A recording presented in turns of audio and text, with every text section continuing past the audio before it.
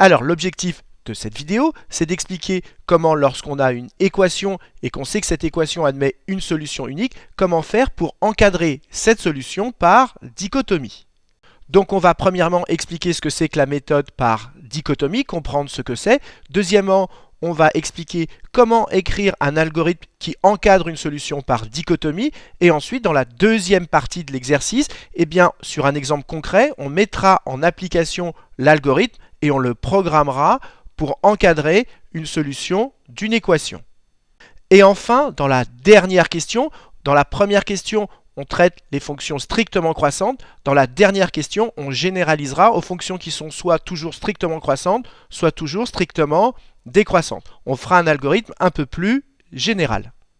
Alors pour la première question, si vous ne savez pas ce que c'est que la dichotomie, eh bien justement je vais vous l'expliquer. Ensuite vous appuierez sur pause et vous essaierez de faire tout seul la deuxième question, c'est-à-dire l'application. Donc pour le moment, on va expliquer ce que c'est que la dichotomie. Alors, pour vous expliquer ce que c'est que la dichotomie, je vous propose le petit jeu suivant et vous allez comprendre très facilement. Dans ma tête, je choisis un entier entre 1 et 100 et moi je vous demande de le trouver. Et donc vous allez me proposer des nombres et à chaque fois je vais vous dire si le nombre que vous me proposez est trop petit ou trop grand. Alors, a priori, intuitivement, quel est le nombre que vous allez me proposer pour trouver le plus rapidement possible un entier entre 1 et 100 ? Bien, sans doute vous allez me proposer 50 et vous avez raison, c'est-à-dire le milieu de l'intervalle. Très bien, et moi je vais vous dire le nombre que vous avez proposé, 50, il est trop petit, le nombre cherché est plus grand. Qu'est-ce que vous allez faire? Eh bien vous allez me proposer un nombre qui est au milieu entre 50 et 100, donc sans doute vous allez me proposer 75. Et si je vous dis le nombre cherché est plus grand, eh bien vous allez recommencer, vous allez me proposer le nombre qui est au milieu entre 75 et 100. Et à chaque fois, vous allez couper l'intervalle en deux, et au bout d'un moment, l'intervalle, sa longueur, ce sera que de 1, et vous trouverez le nombre cherché. Eh bien, si vous avez compris ce petit jeu, eh bien, vous avez compris ce que c'est que la dichotomie. Tomie, ça veut dire ceci, ça veut dire couper. Et dicho, ça veut dire en deux. Dichotomie, ça veut dire tout simplement couper en deux. C'est exactement ce qu'on a fait ici pour encadrer notre nombre le plus rapidement possible. À chaque fois, on prend le milieu de l'intervalle et on regarde si c'est au-dessus ou en dessous. Si c'est au-dessus, on coupe au milieu. Si c'est en dessous, on coupe au milieu. Voilà ce que c'est que la dichotomie. Et ce principe, maintenant, on va l'appliquer pour encadrer la solution d'une équation. Donc, on va s'intéresser à cette équation, f de x égale 0, c'est-à-dire quand est-ce que la courbe de f coupe l'axe des abscisses, avec f qui est pas n'importe quoi, qui est une fonction continue, strictement croissante sur un intervalle AB, et qui en a est négative et en B est positive. Donc regardez, ici j'ai fait un schéma qui correspond à la situation. On a bien une fonction strictement croissante, continue qui en A est négative, en B est positive, et qui s'annule quelque part, qui coupe une seule fois l'axe des abscisses entre A et B. Et notre objectif, ça va être d'encadrer cette valeur. Et bien, comme tout à l'heure pour notre jeu où on cherche un nombre entre 1 et 100, là on cherche un nombre entre A et B. Et bien, qu'est-ce qu'on va faire? On va tout simplement proposer le milieu entre A et B. Et le milieu entre A et B, c'est tout simplement A plus B sur 2.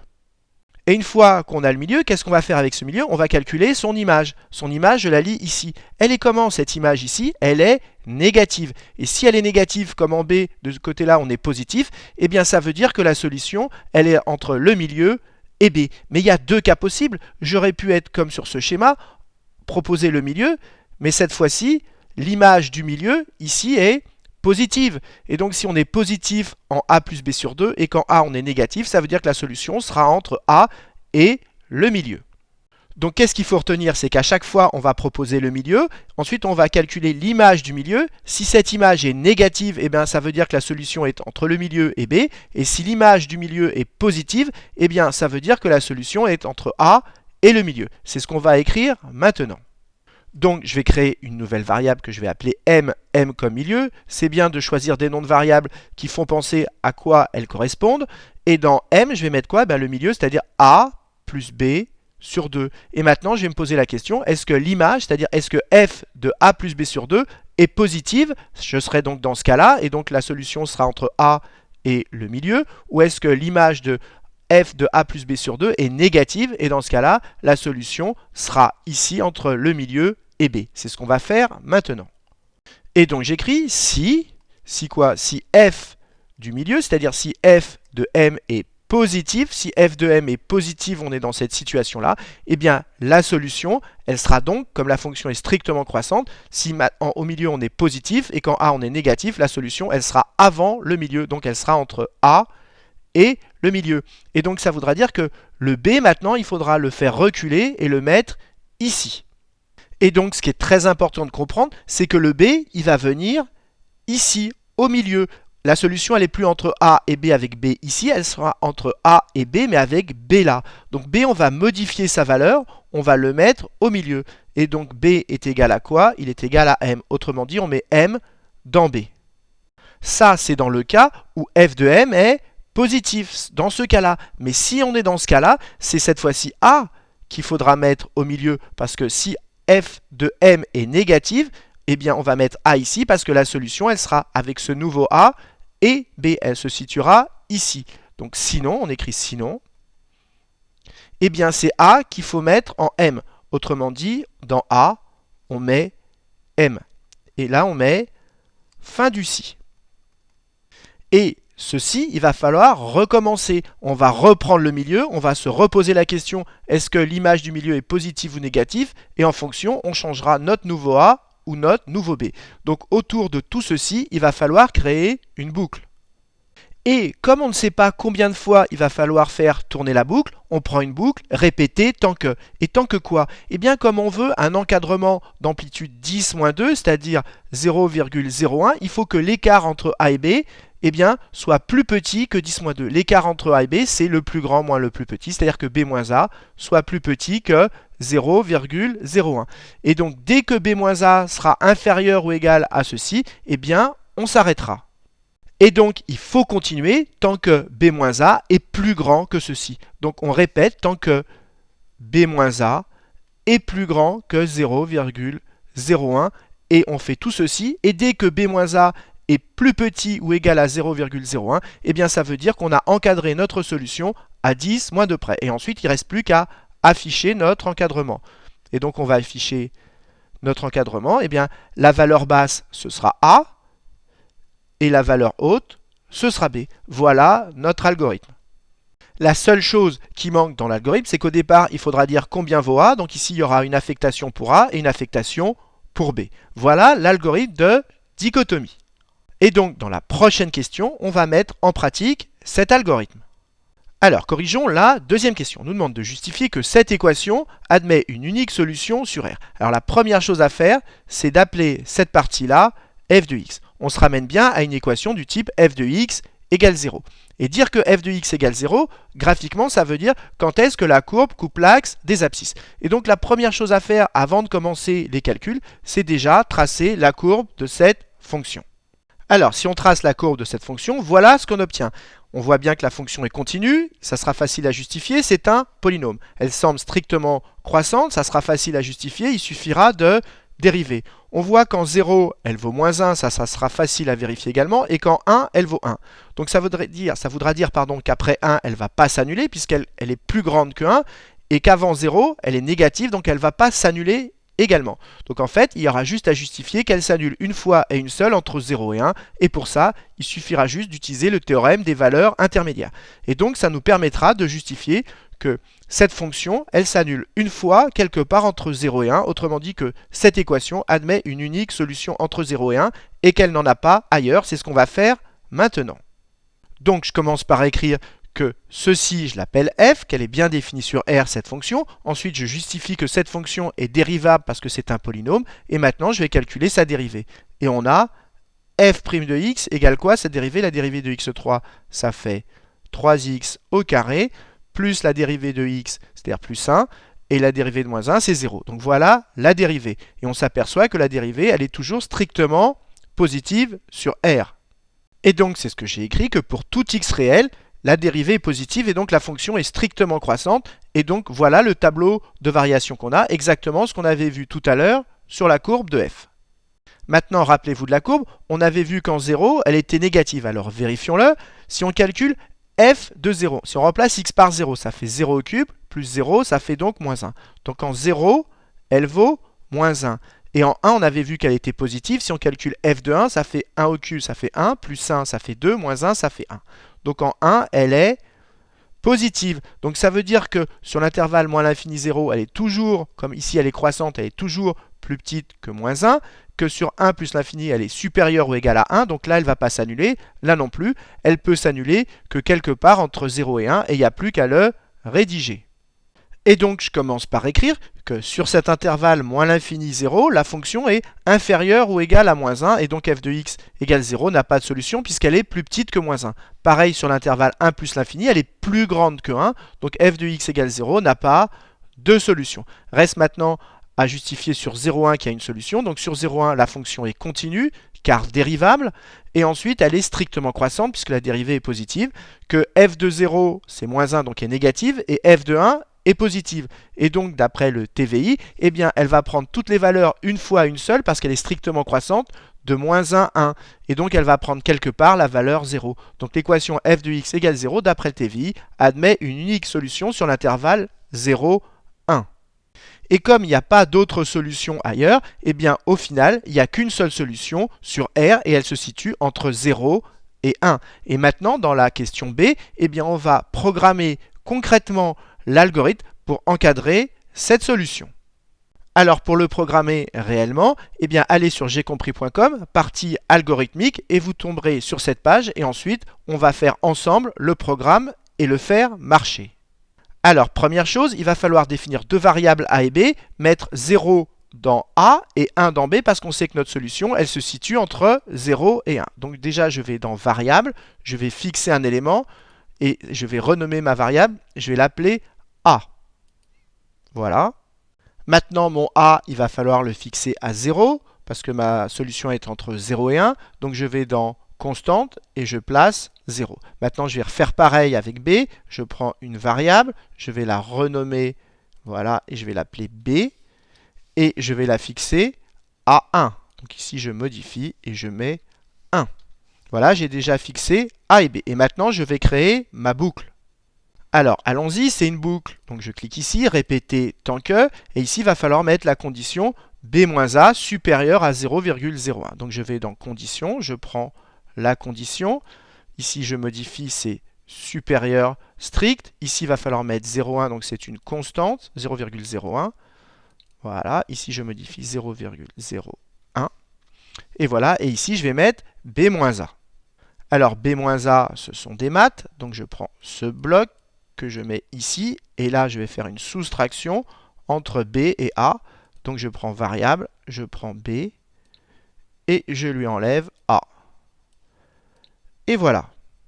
Maintenant, qu'est-ce qu'il y a dans le corps de ma boucle? Eh bien, il y a le fait de calculer le milieu. Donc je crée une nouvelle variable, que je vais appeler m. Voilà. Et dans m, je vais mettre a plus b sur 2.